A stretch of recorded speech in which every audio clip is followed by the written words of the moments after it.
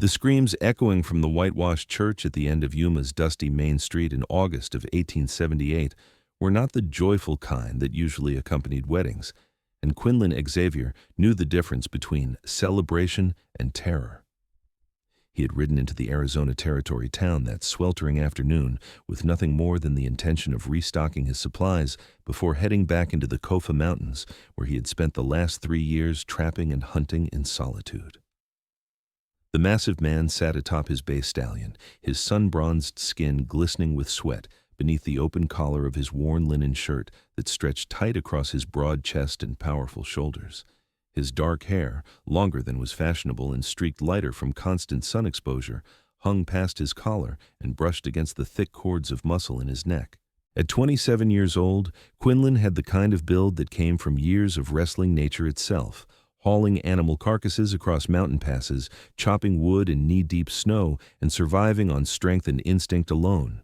Every inch of his 6'3" frame was honed muscle and raw power. The scream came again, high and desperate, and Quinlan's hazel eyes narrowed as he watched a cluster of well-dressed townspeople hurrying toward the church steps. Something in his gut twisted with recognition of genuine distress, the kind he had heard from animals caught in traps, fighting with every ounce of survival instinct they possessed.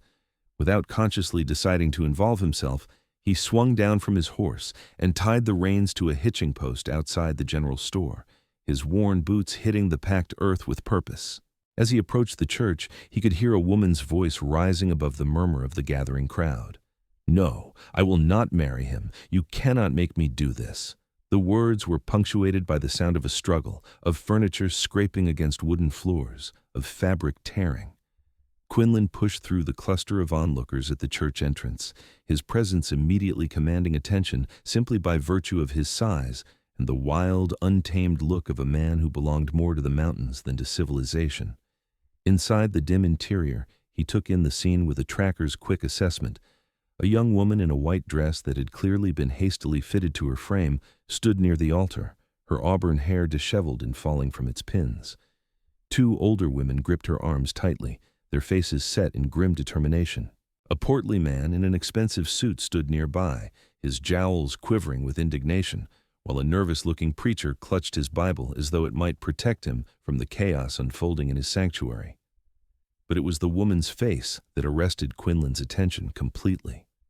Even in her current state of distress, even with tears streaming down her cheeks and her green eyes wild with panic, she was breathtaking.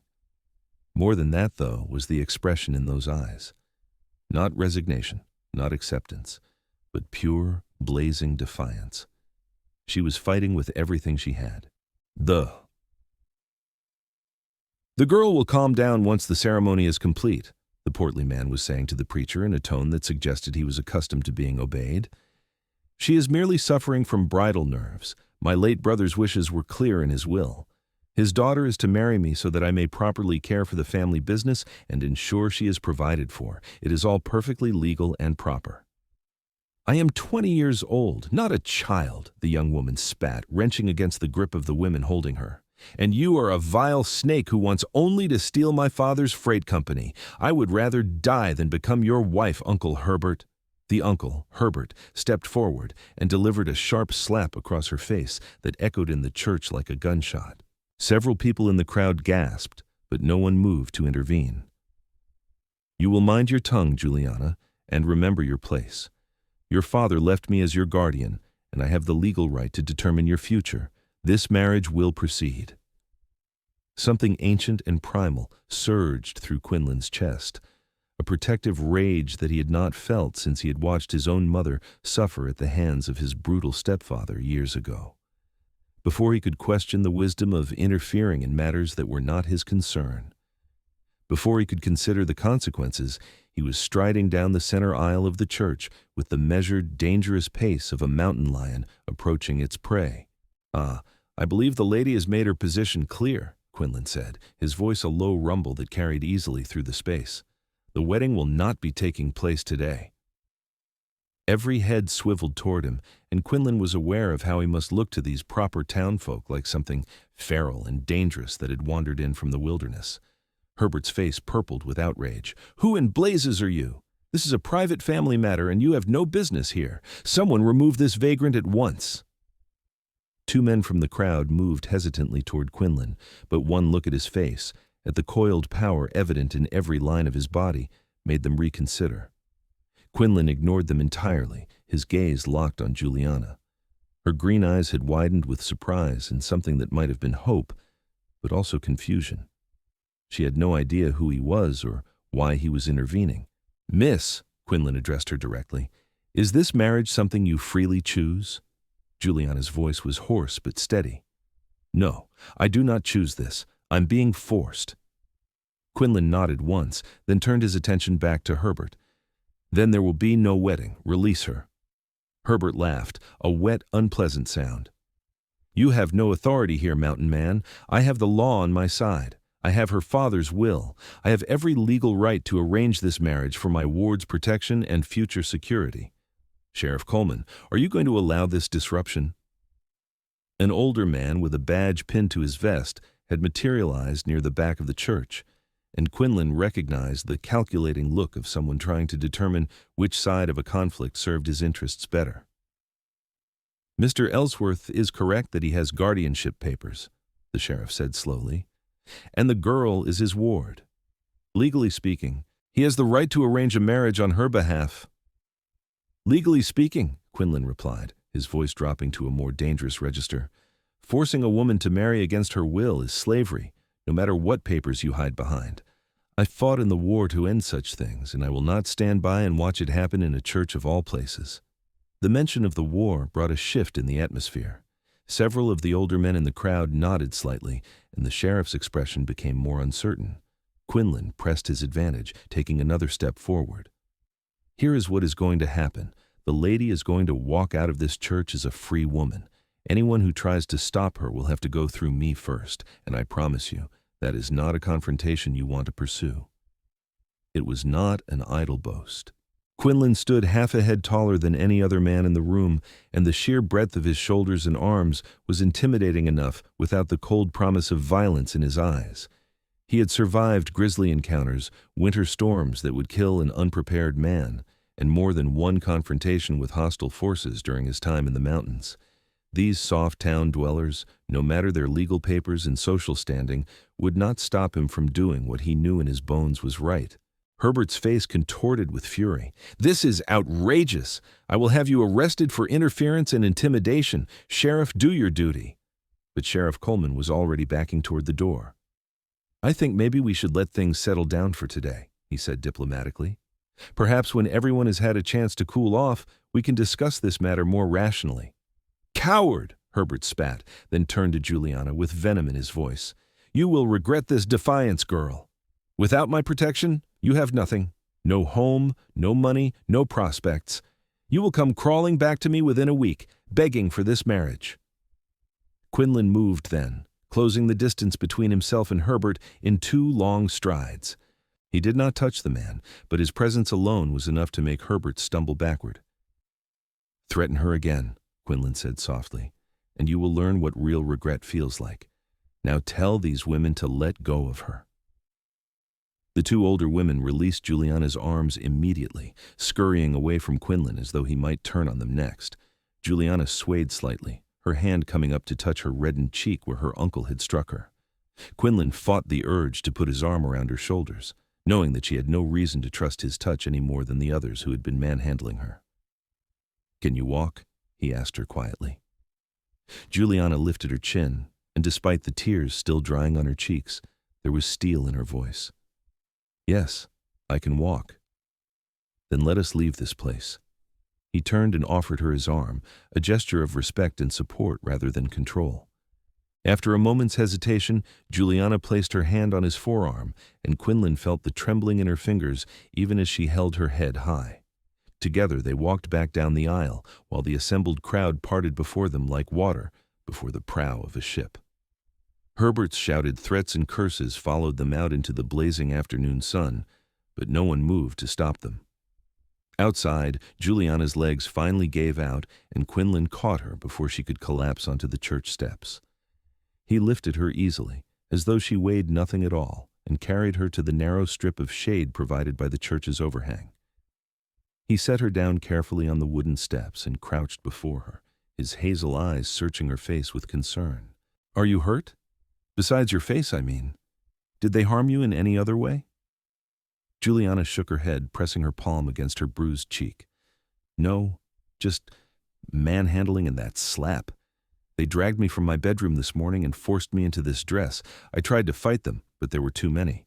Her voice broke slightly. "Who are you? Why did you help me?" It was a fair question, and Quinlan found he did not have a simple answer. "My name is Quinlan Xavier. I am a trapper and hunter from the mountains. I came to town for supplies and heard you screaming. No woman should be forced to marry against her will."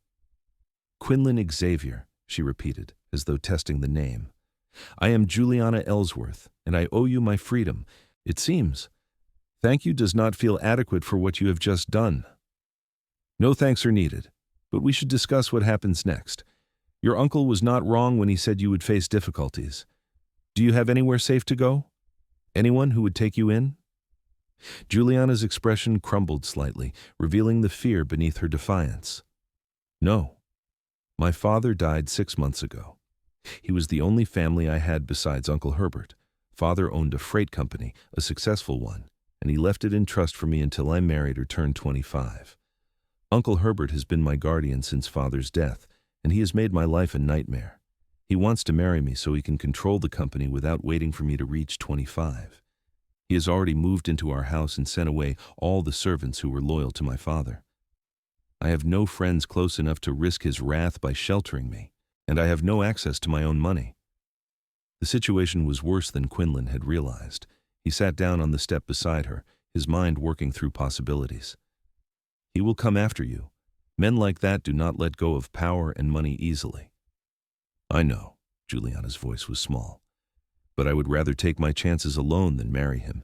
He is cruel and greedy, and I know he would make my life miserable.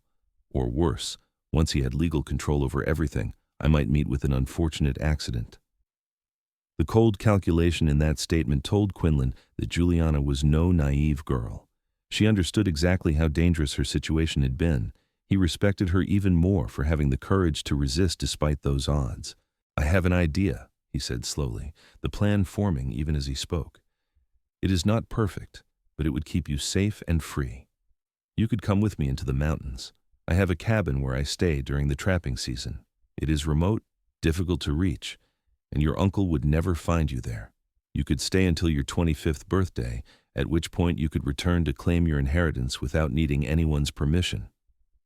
Juliana stared at him as though he had suggested flying to the moon. "You want me to live in a mountain cabin? With you? A man I have known for all of 10 minutes? "I understand it sounds improper," Quinlan said carefully, "but consider your alternatives. You could try to find work in town, but your uncle would hear of it immediately and make trouble. You could try to leave Yuma, but without money or protection, traveling alone would be extremely dangerous for a woman. At least in the mountains, you would be safe and hidden, and I give you my word that I would not take advantage of the situation. I would treat you with respect." Juliana was quiet for a long moment, her green eyes studying his face with an intensity that made Quinlan feel as though she were reading his very soul. Whatever she saw there must have satisfied her, because she finally nodded. "I will do it. Not because I trust you yet, stranger, but because I trust everyone else even less. And because the alternative is returning to that church and letting them drag me back to the altar." "That is a fair assessment," Quinlan acknowledged. He stood and offered her his hand, pulling her to her feet. "We should leave quickly before your uncle organizes pursuit. Can you ride?" "Yes. My father taught me when I was young, but I have no horse, no supplies, no clothing beyond this ridiculous dress." Quinlan glanced at the white wedding gown, which was already dusty and torn from her struggles. "We will get you proper clothing and a horse. I have money from selling my furs. Consider it an investment in your freedom." He led her down the street toward the general store, aware of the curious and scandalized looks from townspeople who were already whispering about the disrupted wedding. Inside the store, Quinlan spoke quickly with the proprietor, a middle-aged woman with kind eyes who seemed more sympathetic to Juliana's plight than judgmental.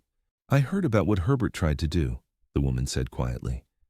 "Your father was a good man, Miss Juliana, and he would be rolling in his grave if he knew his brother was treating you this way. Let me help you find something suitable."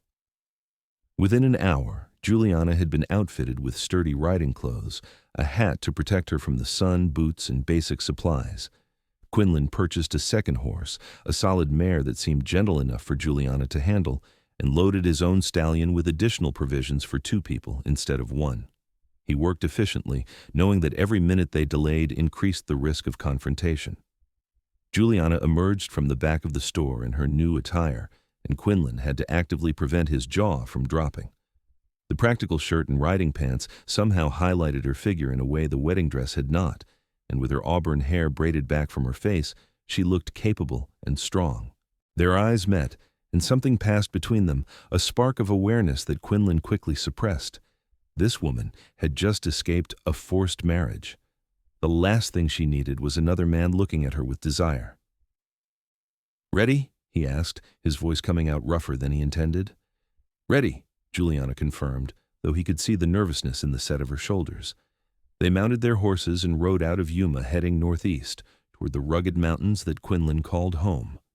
As they left the town behind, Quinlan kept glancing back, half expecting to see a posse forming to chase them down.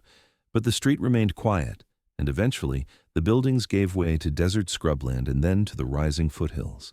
They rode in silence for the first hour, the heat bearing down on them relentlessly. Quinlan was used to it, but he watched Juliana carefully for signs of distress. She sat her horse well, he noted with approval, and though sweat dampened her shirt and her face was flushed, she did not complain or ask to stop. As the sun began its descent toward the western horizon, painting the sky in shades of orange and pink, Quinlan finally called a halt near a small spring he knew. They dismounted, and Juliana immediately went to the water, kneeling to splash the cool liquid on her face and neck. Quinlan tended to the horses, giving her a moment of privacy. When he finished, he found Juliana sitting on a flat rock, her knees drawn up to her chest, staring out at the vast landscape surrounding them. The defiance that had sustained her through the confrontation at the church had faded, leaving behind exhaustion and uncertainty. "Are you all right?" Quinlan asked, settling onto the ground nearby but maintaining a respectful distance. "I am not sure," Juliana admitted. "This morning I woke up in my own bed, trapped but at least surrounded by familiar things. Now I'm riding into the wilderness with a stranger, with no idea what my future holds. It is terrifying and liberating at the same time." "That is understandable. You have been incredibly brave today." Juliana let out a short, humorless laugh. "Brave? I was screaming and crying like a child. You were fighting back against people trying to control you. That takes courage. Many people would have simply given in, accepted what they were told was inevitable." She turned to look at him, her green eyes reflecting the fading sunlight. "Why did you really intervene? You could have kept riding through town, collected your supplies, and left without getting involved. Instead, you made a powerful enemy and took on the responsibility of protecting a stranger. Why?" Quinlan was quiet for a moment, considering how much to share. "When I was 14, my mother married a man who turned out to be violent and cruel. I was not big enough or strong enough then to protect her from him. I watched her suffer for 3 years before she finally died, and I have always believed that her death was his fault, even if his hands were not directly responsible. When I heard you screaming in that church, I heard my mother's voice. I could not walk away and do nothing, not again." The confession hung in the air between them, raw and honest. Juliana's expression softened. "I'm sorry about your mother, and I am grateful that your past pain gave you the strength to help me today, even though I wish you had never had to experience such things." "We all carry our scars," Quinlan said simply. "The question is what we do with them. Do we let them make us bitter and hard, or do we use them to recognize suffering in others and try to prevent it?" "You are not what I expected when I pictured a mountain man," Juliana said, a slight smile tugging at her lips for the first time since he had met her. "What did you expect?" "Someone rougher, less thoughtful. Certainly not someone who quotes philosophy and rescues women from forced marriages."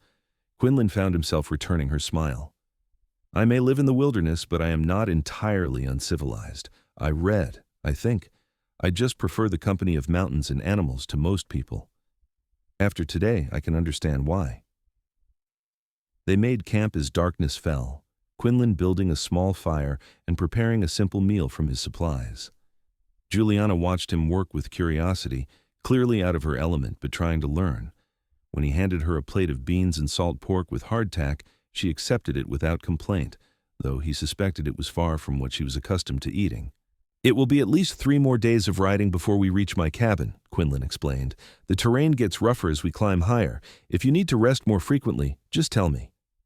"I will keep up," Juliana said firmly. "I do not want to slow us down or give my uncle any chance of catching us. He would have a hard time tracking us once we get into the higher elevations. I know this territory better than anyone, and I can hide our trail. But I admire your determination." As full darkness settled over their camp and the fire crackled between them, Quinlan spread out his bedroll on one side of the fire and used his saddle as a pillow. He gave Juliana the spare blankets he had purchased and indicated she should make her bed on the opposite side, with the flames providing both warmth and a symbolic barrier between them. Thank you," Juliana said quietly. "For everything. For stopping the wedding. For offering me a way out. For treating me like a person with choices rather than property to be managed." "You do not need to keep thanking me," Quinlan replied. "Just rest. Tomorrow will be a long day." But as he lay under the stars, listening to Juliana's breathing gradually slow and even out as she fell asleep, Quinlan found himself wide awake and troubled. He had acted on instinct in that church, responding to a woman in distress without thinking through the implications. Now, he was responsible for Juliana's safety and well-being, at least until she reached 25 and could claim her inheritance. That was 5 years away. 5 years of hiding her in the mountains, 5 years of sharing his space with a woman who was beautiful and brave and far too distracting. Already he could feel the pull of attraction, the way his eyes wanted to linger on her face, the protective instinct that went beyond simple decency. He would need to be careful to maintain proper boundaries. Juliana trusted him because she had no other choice, not because she had any feelings for him. The last thing he wanted was to become another man trying to control her life. With that resolution firm in his mind, Quinlan finally drifted into an uneasy sleep. The next 3 days passed in a rhythm of riding, camping, and getting to know each other through shared meals and evening conversations. Quinlan watched as Juliana adapted to the physical demands of the journey with impressive resilience. Her muscles ached, he could tell, and the sun left her skin pink despite the hat, but she never complained. Instead, she asked questions about the plants they passed, about tracking animals, about surviving in the wilderness. She was curious and intelligent, and Quinlan found himself enjoying the sound of her voice, the way her mind worked. For her part, Juliana seemed to gradually relax in his presence. The tension in her shoulders eased, and she began to smile more readily. She told him about her father, about growing up in Yuma and learning the freight business from the ground up, about her dreams of expanding the company and making it even more successful. She spoke of her mother, who had died when Juliana was 12, and the close bond she had shared with her father afterward. "He would have hated what Herbert tried to do," Juliana said one evening as they sat by the fire. "My father believed women were just as capable as men in business. He was training me to run the company myself. That is why he set up the trust the way he did, to make sure I would inherit everything. He never imagined his own brother would try to subvert his wishes." "Your father sounds like a wise man," Quinlan observed. "He was, and I intend to honor his memory by taking back control of what he built. But first I need to survive long enough to turn 25. "You will," Quinlan assured her. "I promise you that." On the 4th day, they entered the true mountain territory following narrow trails that wound through pine forests and along steep ridges. The air grew cooler and thinner, and Juliana's mare picked her way carefully over the rocky ground. Finally, as the sun was setting, Quinlan pointed ahead to where a sturdy log cabin sat in a small clearing, backed up against a cliff face and surrounded by towering pines. "There," he said. "Home." Juliana stared at the cabin with wide eyes. It was larger than she had expected, well built and solid, with a covered porch and a stone chimney. A small stream ran nearby, and the clearing provided enough space for a garden and a corral for the horses. The location was spectacular, offering views of the valley below while remaining sheltered and hidden from casual discovery. "You built this yourself?" Juliana asked as they dismounted. Over the course of 2 years, Quinlan confirmed, I wanted something that would last, something that could withstand the winter storms. Come inside. I will show you around. The interior of the cabin was simple but comfortable. The main room held a stone fireplace, a table with 2 chairs, and a comfortable-looking armchair. Shelves lined one wall, holding supplies and a surprising number of books. A narrow ladder led up to a sleeping loft, and a separate door revealed a small bedroom on the ground floor. You take the bedroom, Quinlan said immediately. I will sleep in the loft. It is what I am used to anyway, and you will have more privacy that way. Juliana walked through the space slowly, running her fingers over the smooth wood of the table, examining the titles on the bookshelf, peering into the bedroom with its simple bed and trunk for storage. It is wonderful, she said finally. I do not know what I expected, but this is far more comfortable than I imagined a mountain cabin could be. I spend most of the year here, Quinlan explained. I wanted it to feel like a home, not just a shelter. There's a root cellar beneath the floor for storing preserved food and a smokehouse out back. In the summer, I maintain a garden. We have everything we need to be completely self-sufficient. That night, after a better meal than they had eaten on the trail, and with the cabin warm from the fire, Juliana stood on the porch looking out at the stars. Quinlan joined her, leaning against the railing with his arms crossed over his broad chest. I feel like I have entered a different world, Juliana said softly. 4 days ago I was trapped in that house in Yuma, counting down the hours until my uncle forced me into a marriage I did not want. Now I'm standing on a mountain, breathing clean air, completely free. It does not seem real.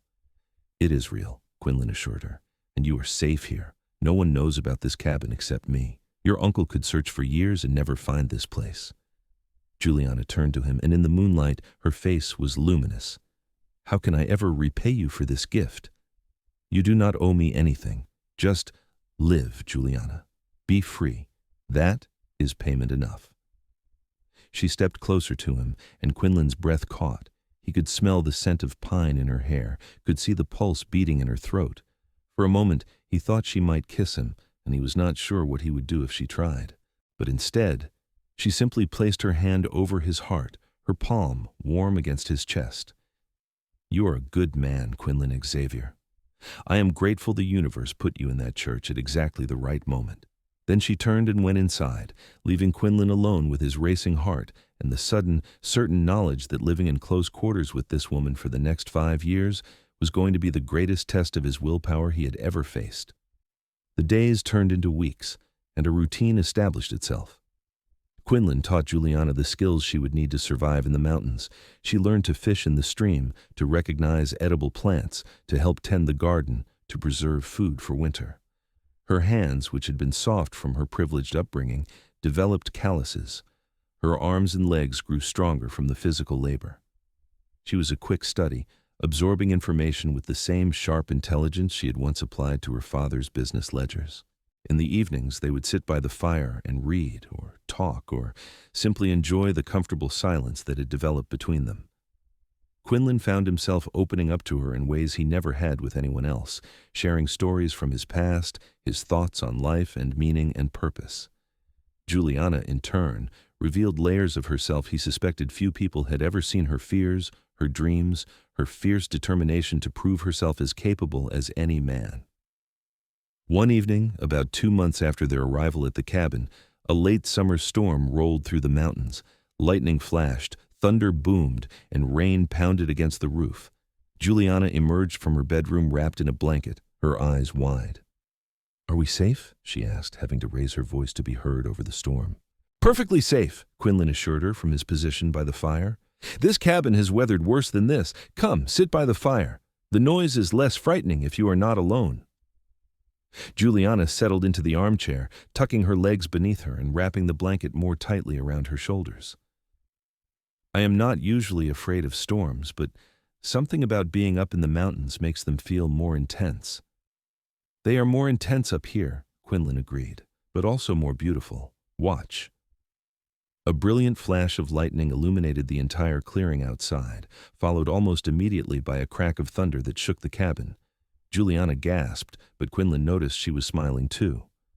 "It is beautiful," she agreed, "terrible and beautiful at the same time." They sat together in companionable silence, watching the storm through the window. After a while, Juliana spoke again, her voice thoughtful. "Can I ask you something personal?" "Of course. Have you ever been in love?" The question caught Quinlan off guard. "No," he admitted. "I have cared for people, but I have never experienced what I imagine love to be. My life has not been conducive to forming attachments. What about you?" "Once, I thought I was in love. I was 18, and there was a young man who worked for my father. He was charming and attentive, and I was foolish enough to believe his interest was genuine. It turned out he was more interested in the potential connection to my father's business than in me. When my father figured out what he was really after, he dismissed him. I was heartbroken for about a month, and then I realized I had loved the idea of being in love more than I had actually loved the man himself. That must have been difficult. It taught me to be more careful with my trust, and it made me determined never to marry unless I found someone who valued me for myself, not for what I could provide in terms of money or status or connections." She paused, then added softly, "You are the first man I have met who seems to see me as a person first and foremost." Quinlan felt something shift in his chest, a tightening that was both painful and sweet. "You are easy to see that way," he said quietly. "You are brave and smart and determined. Those qualities have nothing to do with your fortune and everything to do with who you are." Juliana's eyes met his across the fire, and the air between them suddenly felt charged with more than just the electricity from the storm outside. Quinlan forced himself to look away, to stand and add another log to the fire, to break the moment before it could become something he was not sure either of them was ready for. But that night, as he lay in his loft and listened to the rain gradually ease to a gentle patter on the roof, Quinlan had to admit to himself what he had been trying to deny for weeks. He was falling in love with Juliana Ellsworth, not because she was beautiful, though she was, not because she needed his protection, though he would gladly give it, but because in the time they had spent together, he had discovered a kindred spirit, someone whose mind and heart complemented his own in ways he had never imagined possible. The realization terrified him. Juliana was here because she had no other choice, because he had offered her refuge from a desperate situation. The last thing he wanted was for her to feel obligated to return his feelings out of gratitude or dependence. When she eventually left to reclaim her inheritance, she needed to go freely, without guilt or regret, which meant he needed to keep his feelings to himself, no matter how much they threatened to overwhelm him. Autumn came to the mountains in a blaze of gold and crimson. Quinlan and Juliana worked together to prepare for the coming winter, cutting and stacking firewood, preserving the last of the garden vegetables, hunting deer and elk to smoke for meat. Juliana proved to be a surprisingly good shot with a rifle, and Quinlan felt a surge of pride watching her drop a young buck cleanly with a single shot. "My father taught me," she explained when she caught him watching her with approval. "He said every person should know how to protect and provide for themselves, regardless of gender." "Your father was absolutely right," Quinlan agreed. As the weather grew colder and the first snows began to dust the highest peaks, they spent more time inside the cabin. Quinlan taught Juliana to play chess, using a set he had carved himself from wood during a previous winter. She proved to be a formidable opponent, thinking several moves ahead and not afraid to take risks. Their games often lasted hours and were accompanied by conversations that ranged from philosophy to politics to silly jokes that left them both laughing. It was during one of these long evenings that Juliana brought up a subject that had clearly been on her mind. "Quinlan, what will you do when I turn 25 and leave to reclaim my inheritance?" Quinlan moved a chess piece without looking up from the board. "I will go back to my normal life, I suppose. Trapping, hunting, spending my winters alone in this cabin. Does that prospect make you happy?" Now he did look up, meeting her searching gaze. "I was content with it before. I do not know if I will be again. Because of me. Because I have been reminded of what it is like to share your life with someone," Quinlan said carefully. "Having you here has shown me that solitude is not the same thing as peace, and isolation is not the same thing as freedom. But that does not mean you have any obligation to change your plans on my account." Juliana reached across the chessboard and took his hand, her fingers lacing through his calloused ones.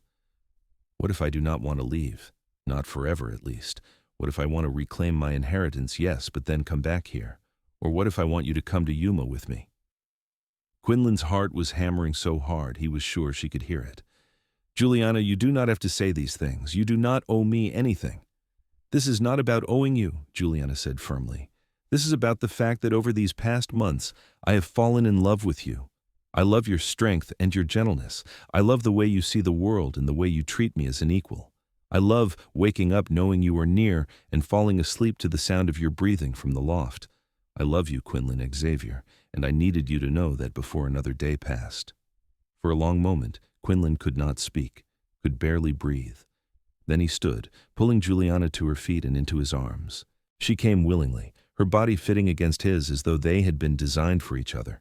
He cupped her face in his large hands, his thumbs stroking her cheeks. I love you too, he said, his voice rough with emotion. I have been trying not to, trying to stay distant and proper, but I have loved you almost from the moment I saw you fighting back in that church.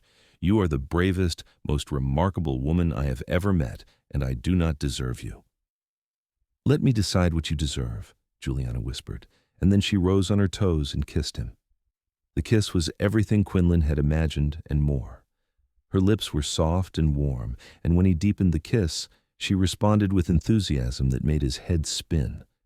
He had been alone for so long, had denied himself affection and connection, and now this incredible woman was in his arms, offering him everything he had been afraid to want. They broke apart eventually, both breathing hard, and Quinlan rested his forehead against hers. Are you sure about this? About us? I'm not an easy man to love. I'm rough around the edges, more comfortable in the wilderness than in civilized society. I have nightmares sometimes about the war. I disappear into my own head and forget to talk for hours at a time. Juliana laughed softly. And I am stubborn and opinionated, and I have no intention of being a meek, obedient wife who defers to her husband in all things. I want a partner, someone who respects my mind and my abilities. I want to rebuild my father's business, but I also want to spend time here in these mountains with you. I want a life that has room for both civilization and wilderness, for both business and adventure. That sounds perfect, Quinlan said sincerely, though I have to admit, I am not sure how we make that work practically. We have time to figure it out, Juliana pointed out. Almost 5 more years before I can legally claim my inheritance. Let us use that time to plan, to prepare. And in the meantime, let us just be together and see where this journey takes us. Quinlan kissed her again, slower this time, savoring every second. I need to ask you something important, he said when they finally broke apart. Will you marry me? I know that might seem sudden, and I know marriage is a fraught subject for you after what your uncle tried to force, but I want you to know that my intentions are honorable. I want to build a life with you, a real partnership based on love and respect. Tears sparkled in Juliana's eyes, but she was smiling. Yes, I will marry you. Because when you ask, it is a choice, not a demand. You're offering me partnership, not control. That makes all the difference. They spent the rest of that evening making plans and dreaming out loud about their future. There was no preacher within 100 miles, but Quinlan knew of a circuit minister who traveled through the region. In the spring, they could find him and make their union official. Until then, as far as Quinlan was concerned, they were committed to each other in every way that mattered. That night, Juliana climbed the ladder to the loft for the first time, and Quinlan held her close as they lay together on his narrow bed. They did not rush into physical intimacy, content instead to simply be close, to whisper in the darkness, to marvel at the unexpected gift they had found in each other. Winter descended on the mountains with full force, blanketing everything in snow and transforming the landscape into a pristine white wilderness. Quinlan and Juliana spent long days working together to maintain the cabin and care for the animals, and long nights curled up together by the fire. They talked about everything and nothing, learning each other's minds and hearts with the same thoroughness that they had learned each other's bodies. Juliana continued to surprise Quinlan with her adaptability and resilience. She learned to snowshoe across the deep drifts, to set traps for small game, to recognize the signs of approaching storms. She was not afraid of hard work, and she approached every task with the same determination she had once applied to her father's business. Watching her thrive in the harsh mountain environment filled Quinlan with admiration and deepened his love for her. In March, when the first signs of spring began to appear, a rider appeared at their cabin. Quinlan immediately positioned himself between Juliana and the stranger, his hand on his rifle. But the man held up his hands in a gesture of peace. "I mean no harm," the rider called out. "I am looking for Miss Juliana Ellsworth. I have a message from her uncle." Quinlan's jaw tightened, but Juliana stepped forward, her hand resting on his arm. "I am Juliana Ellsworth. What is the message?" The rider, a young man who looked uncomfortable with his mission, dismounted and held out an envelope. "Your uncle sent me to find you. He said to tell you that he is willing to negotiate. He wants you to return to Yuma to discuss a settlement." "It is a trap," Quinlan said immediately. "Do not go." But Juliana was reading the letter, her expression thoughtful. "He says he has been advised by his lawyer that forcing me to marry was illegal, and that any marriage performed under duress could be annulled. He claims he wants to make amends and reach an arrangement where I can access my inheritance sooner in exchange for allowing him to remain involved in the business." "He is lying," Quinlan insisted. "Men like him do not give up power willingly." "Probably," Juliana agreed. "But he also knows now that I have disappeared completely. He has no idea where I am or who is protecting me. That puts him in a weak position. Perhaps he truly does want to negotiate." Quinlan wanted to lock her in the cabin and refused to let her anywhere near Herbert, but he knew that was his fear talking, not his reason. Juliana had the right to make her own decisions, even risky ones. "If you want to meet with him, I will come with you," Quinlan said firmly, "and we do it in a public place with witnesses. I will not let him hurt you again." Juliana smiled up at him, love shining in her eyes. "I know you would not. That is why I can consider doing this at all." They sent the rider back with a message agreeing to meet in Yuma in 2 weeks' time in the sheriff's office with legal counsel present. It would give them time to make the journey and to prepare for whatever Herbert might try. Quinlan hated the idea of leaving the safety of the mountains, but he understood that Juliana's future required her to confront her past eventually. They spent the next week preparing for the trip and discussing strategy. Juliana had a sharp mind for business, and she outlined various scenarios and counteroffers they might propose. Quinlan was impressed by her tactical thinking and the way she could anticipate Herbert's likely moves. The journey to Yuma took 4 days, and as they rode back into the town where their story had begun, Quinlan felt as though they were entering enemy territory. His hand never strayed far from his weapon, and his eyes constantly scanned for threats. Juliana, riding beside him in her proper town dress that they had purchased along the way, sat straight in her saddle with her chin high. She looked every inch the confident businesswoman, not the desperate girl who had been dragged to an altar. They went directly to Sheriff Coleman's office, arriving exactly at the appointed time. Herbert was already there, looking somewhat thinner and more worn than Quinlan remembered, with his lawyer standing beside him. The sheriff stood nearby, clearly uncomfortable with the tension in the room. "Juliana," Herbert began, but Quinlan stepped forward, his presence alone enough to make the older man falter. "You will address her as Miss Ellsworth," Quinlan said coldly, "and you will remember that any agreement reached today is entirely voluntary on her part. There will be no coercion, no threats, no manipulation. Is that clear?" Herbert's face flushed, but his lawyer placed a restraining hand on his arm. "We understand," the lawyer said smoothly. "My client wishes to propose a settlement that we believe will be acceptable to all parties." What followed was an hour of intense negotiation. Herbert proposed that Juliana be given immediate access to half of her inheritance and a seat on the board of directors of the freight company, while he would remain as general manager until she turned 25, at which point she would assume full control.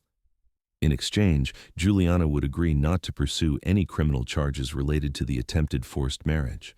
Juliana countered with a demand for 60% immediate access, with Herbert remaining only as a minority partner with no decision-making power. She wanted full control immediately, with Herbert receiving a generous buyout of his interest in the company over 5 years. The negotiation went back and forth, with Quinlan watching Herbert like a hawk for any sign of deception. Finally, they reached an agreement. Juliana would receive 75% of her inheritance immediately, full control of the business, and Herbert would stay on as a paid consultant for 1 year with a significant severance package at the end. In exchange, Juliana agreed to drop any potential legal action and to allow Herbert to save face publicly by claiming he had always intended to turn the business over to her once she was ready.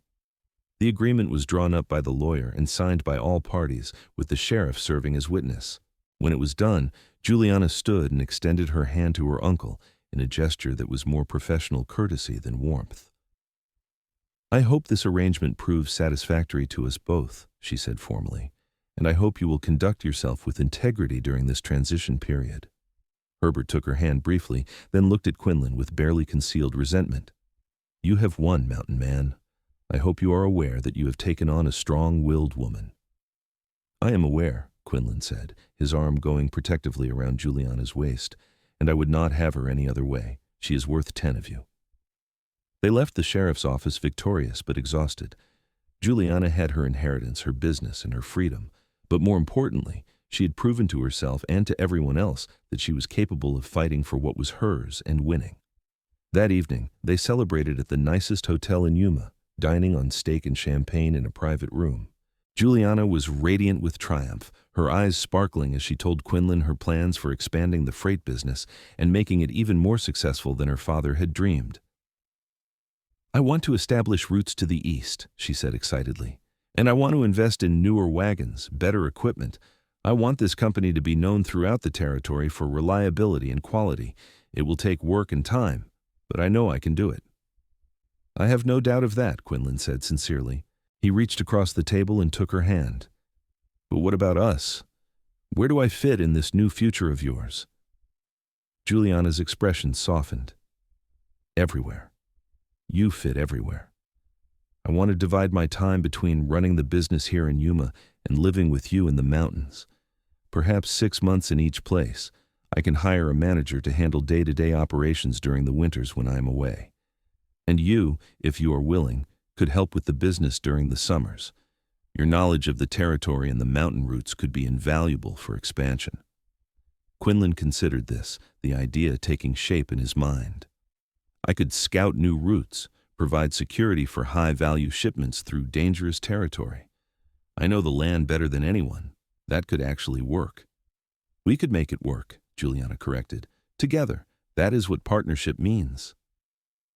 They stayed in Yuma for 3 more weeks, long enough for Juliana to officially assume control of the business, to hire a competent manager, and to begin implementing her plans. Quinlan watched her work with awe, seeing the brilliant businesswoman she had been trained to be. She was firm but fair with the employees, sharp in negotiations, and innovative in her thinking.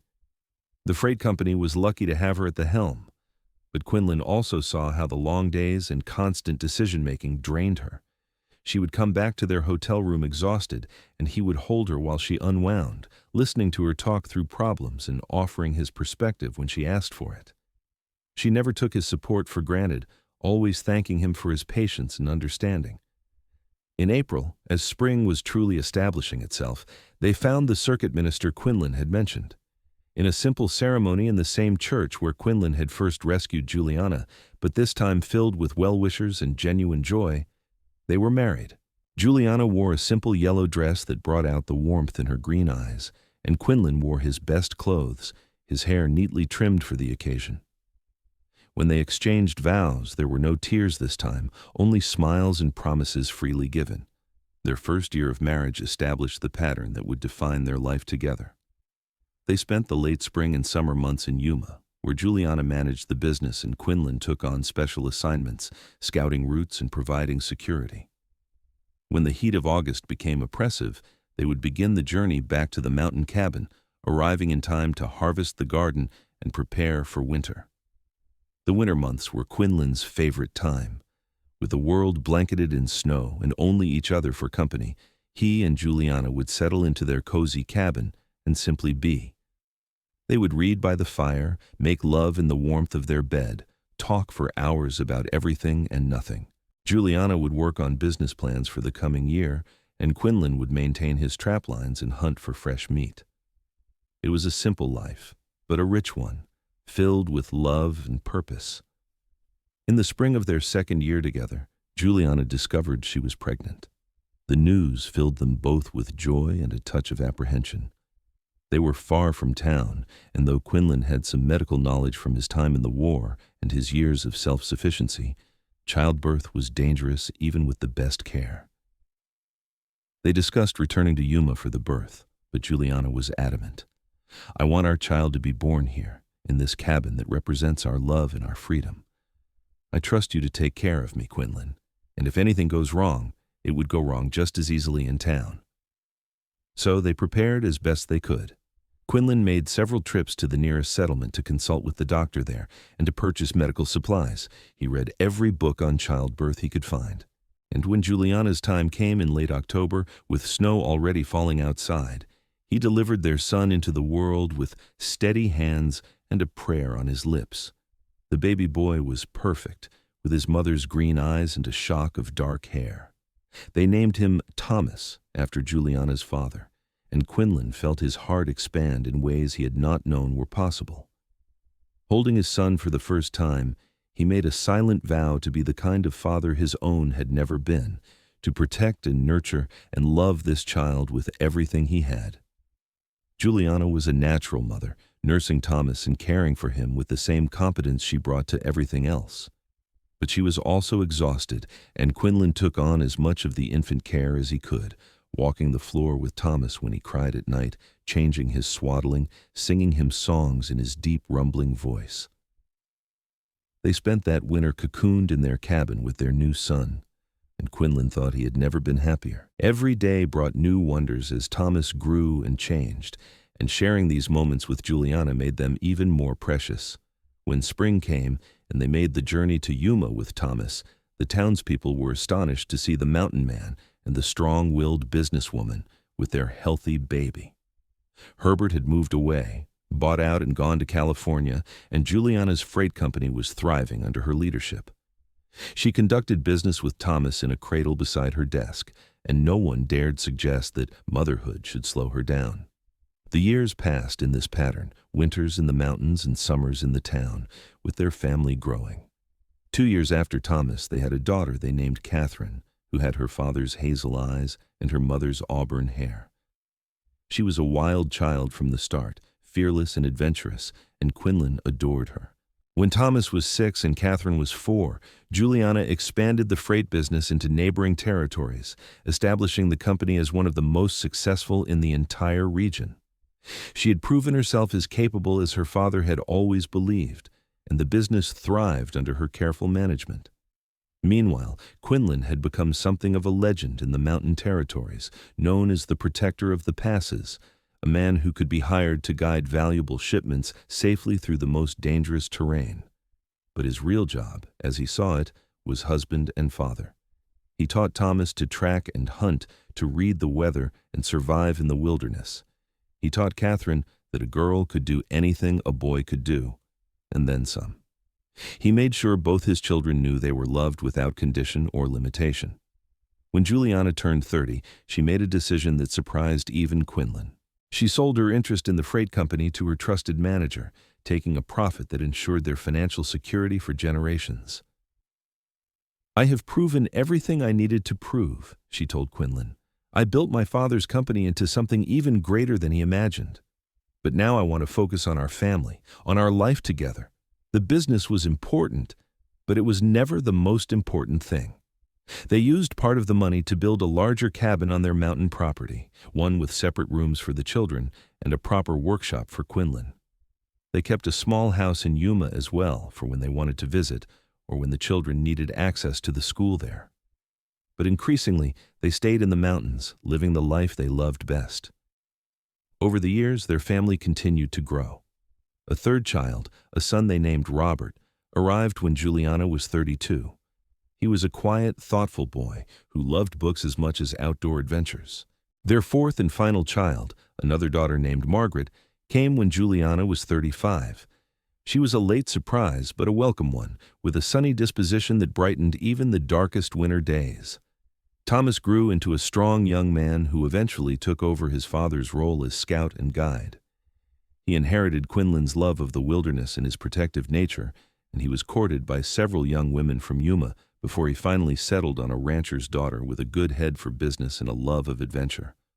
Catherine, true to her fearless nature, became a horsewoman renowned throughout the territory. She married a veterinarian from Phoenix, and together they established a breeding program for horses adapted to the harsh mountain environment. She never lost her wildness or her independence, and Quinlan was immensely proud of the woman she became. Robert followed a different path, becoming a teacher and eventually establishing a school in one of the growing mountain communities. His quiet competence and genuine love of learning made him beloved by his students, and Juliana often said he reminded her of her father in the best ways. Young Margaret was still finding her way, but she showed promise as an artist, spending hours sketching the mountain landscapes and wildlife around their home. Quinlan had built her a small studio attached to the cabin with large windows that let in the light, and it was there that she was happiest.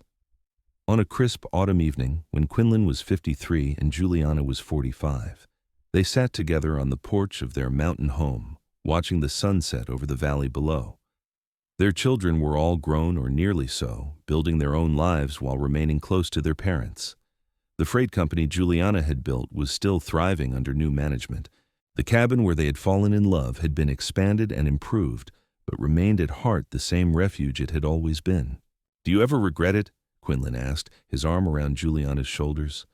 "Giving up your life in town to spend so much time up here in the mountains with me?"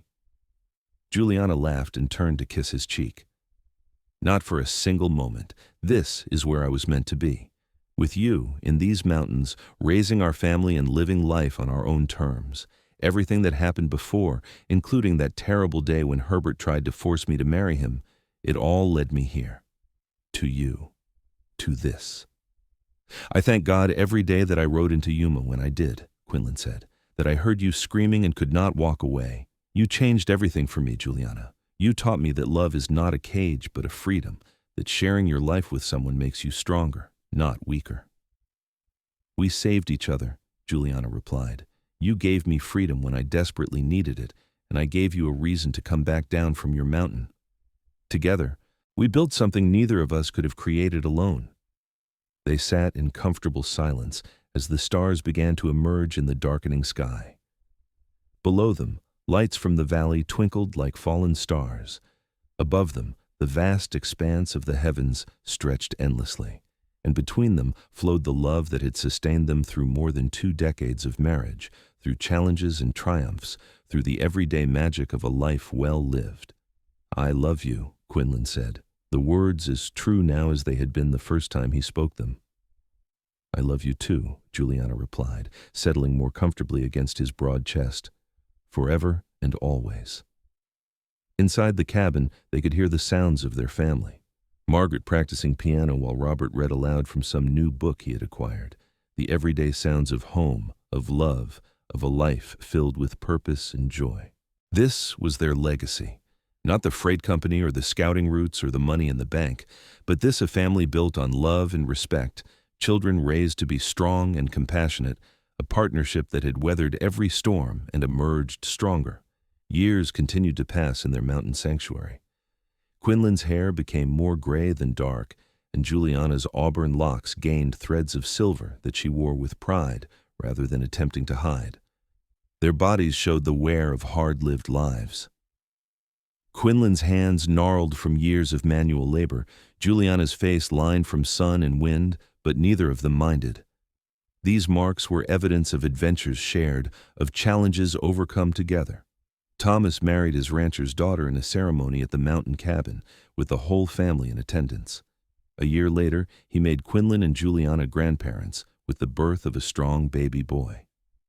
Catherine followed 2 years later with twins, a boy and a girl who inherited their mother's fearless spirit and their father's way with animals.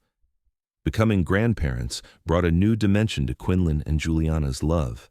They watched each other with their grandchildren and fell in love all over again, seeing the patience and tenderness they showed to the little ones. Quinlan, who had once been a solitary mountain man known for his strength and fierceness, would sit for hours with a grandchild on his knee, telling stories or teaching them to whittle.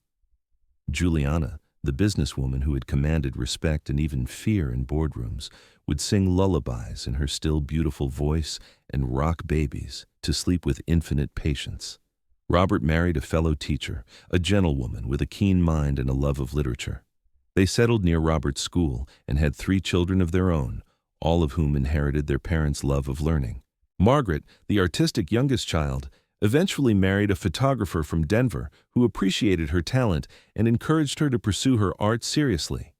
Her paintings began to sell in galleries throughout the West, depicting the mountain landscapes she loved with breathtaking realism and emotion. On their 25th wedding anniversary, Quinlan took Juliana back to Yuma for the first time in several years.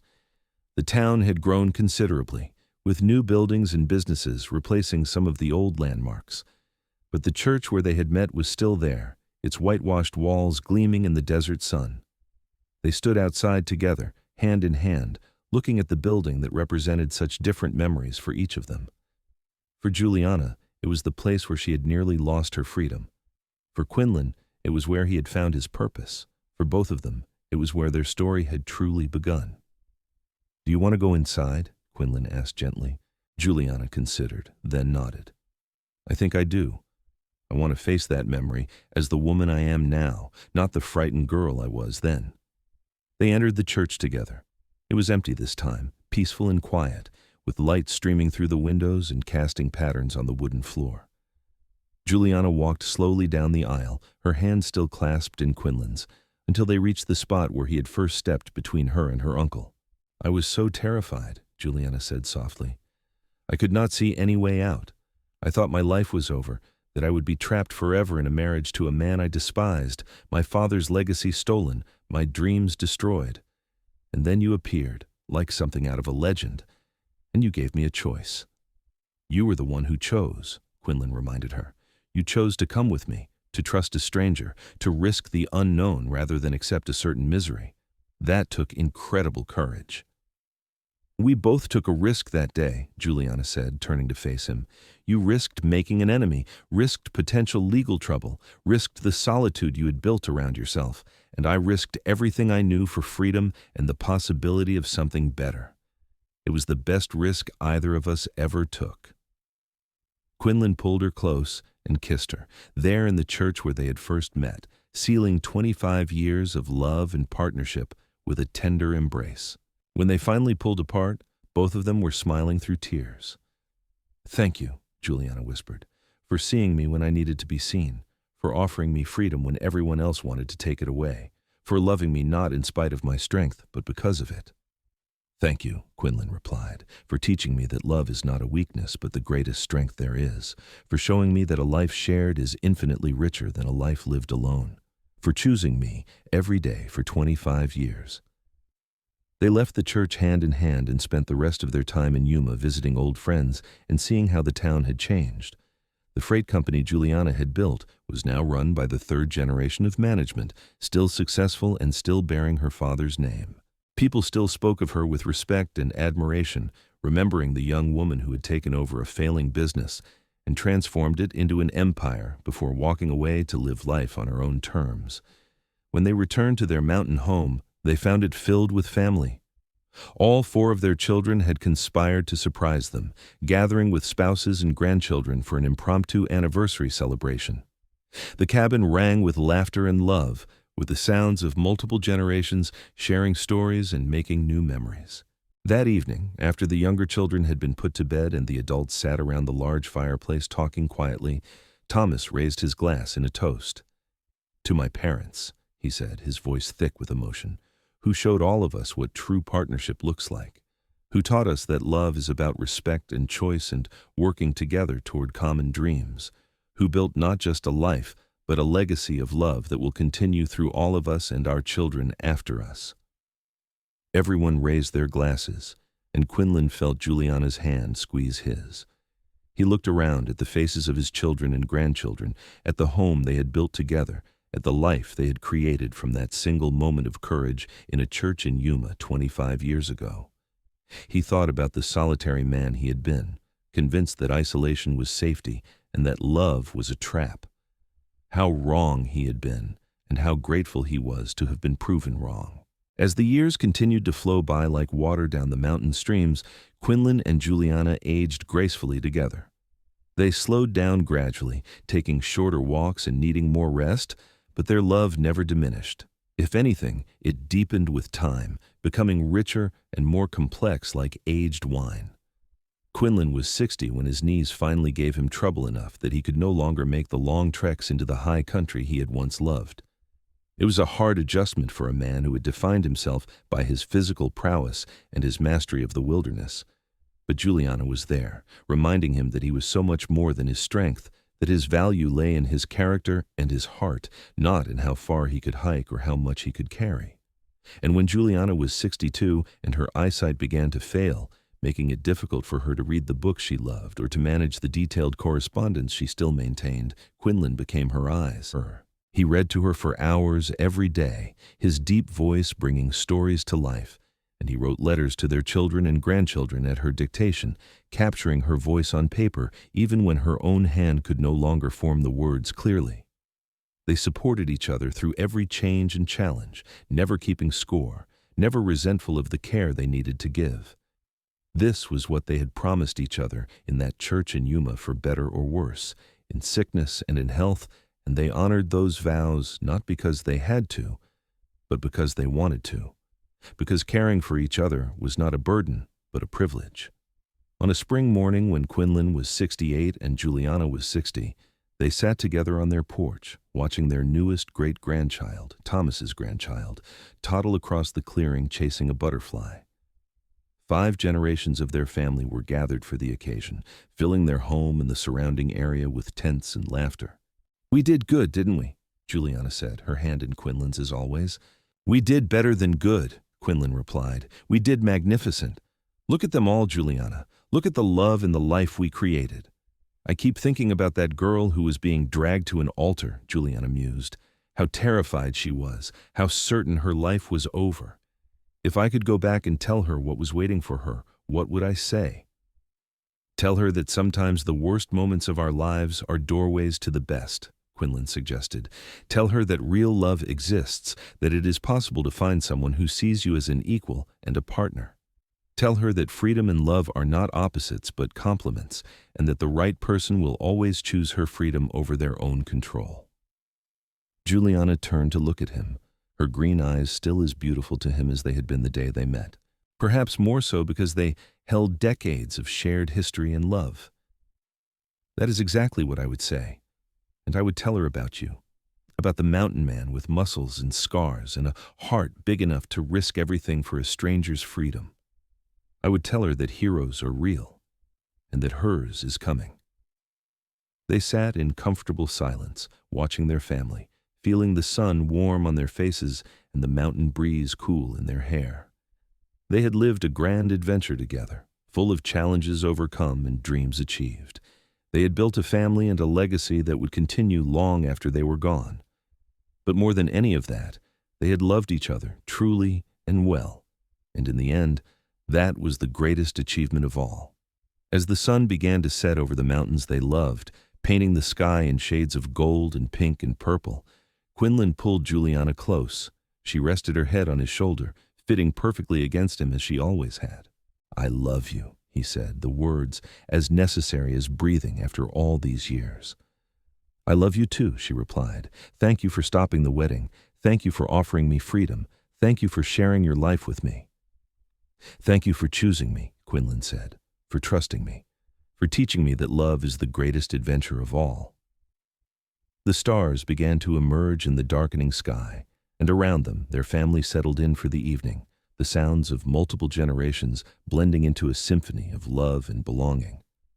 This was their legacy, not just the children and grandchildren and great-grandchildren, but the example they had set. They had shown everyone who knew them that love built on respect and equality could last a lifetime, that it was possible to be both strong individuals and devoted partners, that freedom and commitment were not contradictory but complementary. Years later, when Quinlan passed away peacefully in his sleep at the age of 75, surrounded by his family with Juliana holding his hand, his last words were of love and gratitude. He died as he had lived his last decades, certain of his place in the world and the love that defined him. Juliana mourned him deeply, but without regret, knowing that they had made the most of every day they had been given together. She lived another 7 years after his death, staying in their mountain cabin with various children and grandchildren rotating through to keep her company and help with the practical matters of daily life.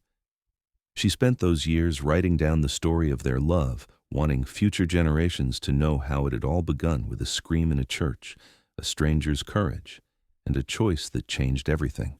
When Juliana finally passed at the age of 74, she was buried next to Quinlan on a hilltop overlooking the valley they both loved. Her final words, spoken to Catherine, who was holding her hand, were simple and perfect. "Tell them I am going to find your father. Tell them our adventure continues." The funeral was attended by hundreds of people-children, grandchildren, great-grandchildren, and great-great-grandchildren, along with friends and community members whose lives had been touched by the remarkable couple. Story after story was shared about their love, their generosity, their example. The young woman who ran the freight company that still bore Thomas Ellsworth's name spoke about Juliana's business acumen and the barriers she had broken. One of Robert's former students, now a respected educator himself, spoke about Quinlan's wisdom and gentle strength, but it was Thomas, their eldest son, who captured the essence of his parents' legacy best. "My parents' story began with an act of courage in the face of injustice," Thomas said, his voice carrying across the assembled crowd. "My father saw a wrong being committed and chose to act, regardless of the cost to himself. My mother chose freedom over safety, adventure over certainty. And from that moment of courage grew a love that sustained them for 50 years and created this family that you see here today. They taught us that real love is built on respect and equality, that the best partnerships are between two whole people who choose each other every day, and that freedom and commitment are not opposites, but two sides of the same coin. They lived those values every day of their lives together, and that is the inheritance they leave us, not just their genes or their property, but their example of how to love well and live fully." The mountain cabin remained in the family for generations, maintained lovingly as a reminder of where it all began.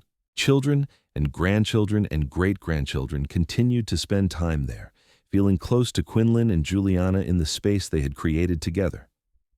The story of how they met was passed down and became a family legend, told and retold, never losing its power to inspire. And sometimes, on quiet evenings when the sunset painted the mountains gold and the first stars appeared in the darkening sky, family members sitting on the porch of that old cabin would swear they could feel the presence of two souls, still together, still in love, still watching over the legacy they had built. The mountain man who had stopped a wedding to offer freedom, and the brave young woman who had chosen adventure over safety. Their love story had ended, but their love itself was eternal, woven into the very fabric of the family and the land they had loved so well. The story that had begun with a scream in a church in Yuma, Arizona, in August of 1878, had become something far greater than either Quinlan or Juliana could have imagined in that first moment. It had become a testament to the power of courage, the importance of choice, and the enduring strength of a love built on mutual respect and freedom. It was a story with a perfect ending, not because there was no sadness or challenge, but because two people had faced everything together with open hearts and unwavering commitment, and in doing so had created something beautiful that would last far beyond their own mortal lives. And that, in the end, was the greatest happily ever after of all.